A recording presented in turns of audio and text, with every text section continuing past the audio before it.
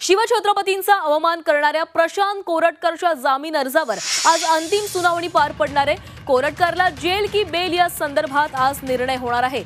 Kolhapur court Koratkar बाबत आज फैसला देणार आहे। दुपारी 2 वाजता कोर्ट निर्णय देण्याची शक्यता आहे।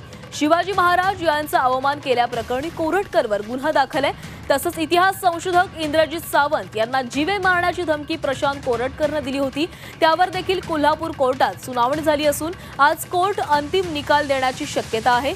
छत्रपती शिवाजी महाराजांचा अवमान करून इतिहास संशोधक इंद्रजित सावंत यांना जीवे मारण्याची धमकी देणाऱ्या प्रशांत कोरटकर याच्या जामीन अर्जावर आज अंतिम सुनावणी होणार आहे। कोल्हापूर जिल्हा सत्र न्यायालयात कोरटकरच्या जामिनावर दुपारी 2 वाजता सुनावणीला सुरुवात होईल आणि यानंतरच कोरटकर याला जेल की बेल याचा अंतिम फैसला होणार आहे। कोल्हापूर पोलिसांनी यापूर्वी प्रशांत कोरटकर याला जामीन अर्जावरील सुनावणी दरम्यान न्यायालयामध्ये हजर राहण्यासंदर्भात केलेला अर्ज न्यायाधीशांनी फेटाळून लावलेला आहे।